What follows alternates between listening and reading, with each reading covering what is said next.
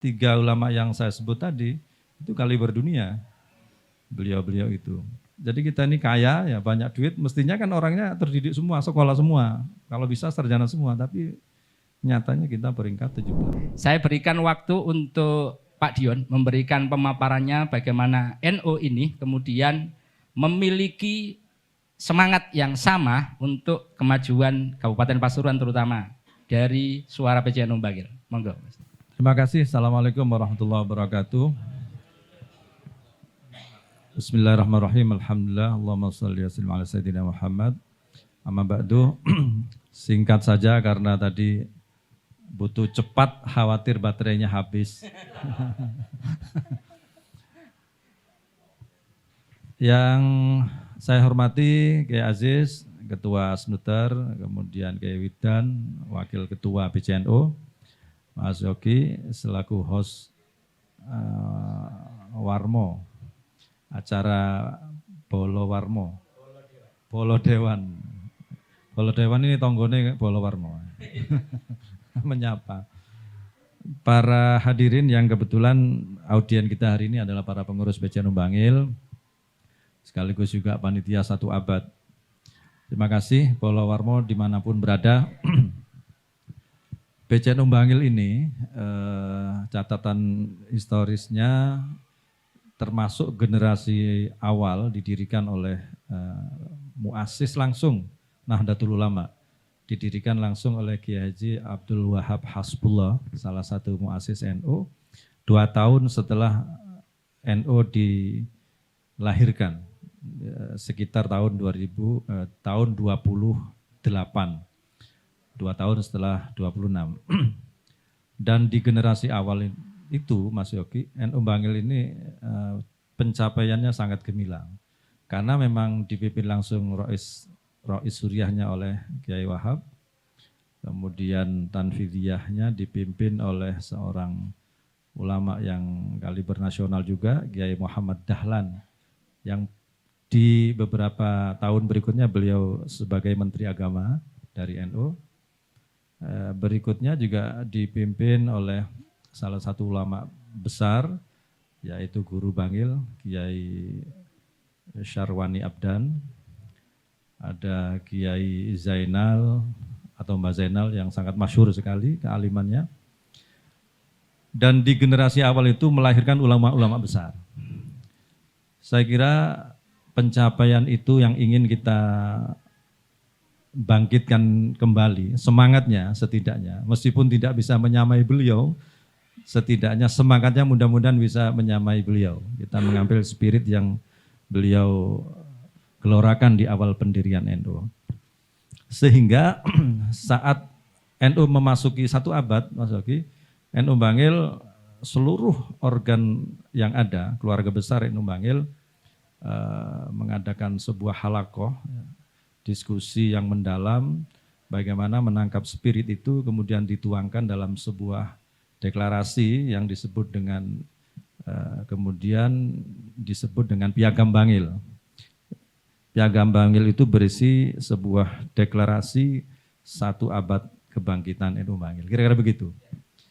Banyak isinya, tapi saya ingin mengambil beberapa poin penting yang ini memang ranahnya NU untuk harus terus dikejar. Dan saya yakin sekali pengurus NU hari ini, generasi muda NU hari ini bisa mencapai itu. Insya Allah akan mencapai seperti di periode awal, periode keemasan itu.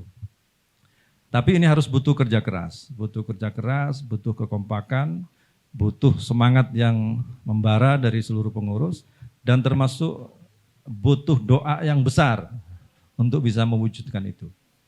Salah satu dari Piagam Bangil itu ingin melahirkan kembali ulama-ulama dari NU Bangil yang kaliber nasional, bahkan kalau bisa kaliber dunia. Karena 3 ulama yang saya sebut tadi, itu kaliber dunia, beliau-beliau itu. Nah, yang kedua, kita juga akan mengejar ketertinggalan kita soal pengembangan perguruan tinggi Nahdlatul Ulama. Dan itu tanda-tandanya sudah kita dapatkan. Alhamdulillah yang kita tempati ini adalah Institut Agama Islam Nahdlatul Ulama Bangil. Dengan itu semua, saya kira dua hal itu akan menjadi sumbangsih terbesar kita nanti NU kepada pembangunan dan pengembangan daerah. Karena saya sering sampaikan dan saya kutip lagi, saya sampaikan lagi, biar para kiai juga semakin para tokoh, terutama para kiai-kiai muda NU, Gus-gus, para asatid paham. Jadi Kabupaten Pasuruan ini menurut data BPS, itu PDRB-nya atau indeks ekonomi lah kira-kira. Kita ini peringkat 2 setelah Kabupaten Sidoarjo. Peringkat 7 seluruh Indonesia. Jadi artinya kabupaten ini sangat kaya. Tapi indeks pembangunan manusianya kita ini peringkat 17, Pak. Indeks pembangunan manusia atau IPM itu salah satu indikatornya tingkat lama pendidikan atau pendidikannya masyarakat kita rendah. Tapi ini survei, bukan survei ya, sensusnya karena BPS adalah meliputi seluruh rakyat, seluruh wilayah Kabupaten Pasuruan, bukan survei. Kalau survei kan sampling ya. Ini sensus, artinya seluruh rakyat Pasuruan disensus. Bahwa tingkat pendidikan kita, lama sekolahnya itu rendah. Peringkat 17. Bayangkan, jadi kita ini kaya, ya banyak duit, mestinya kan orangnya terdidik semua, sekolah semua. Kalau bisa sarjana semua, tapi nyatanya kita peringkat 17. Nah ini yang akan kita kejar, termasuk bagian yang akan kita sumbangkan berupa SDM yang berkualitas dari Nahdlatul Ulama Bangil untuk daerah Pasuruan, untuk Kabupaten Pasuruan. Mudah-mudahan ke depan ini segera bisa dicapai.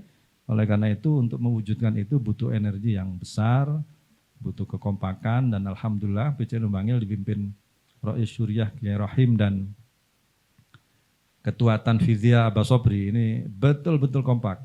Saya mengikuti dan bahkan terlibat dalam aktivitas di NU Bangil sejak menjadi mahasiswa, sejak aktif di PMII. Dan saya amati karena saya sejak itu menjadi bagian lah. Yang paling solid dan paling kompak adalah PCNU Bangil hari ini. Jadi tepuk tangan untuk Abah Sobri, terima kasih juga kepada para kiai yang betul-betul kompak. Sangat kompak bahkan. Jadi memang itu mungkin maziahnya Rois Syuriah dan Ketua Tanfidhiyah PCNU Bangil yang betul-betul membuat kita semua nyaman dan betul-betul kompak.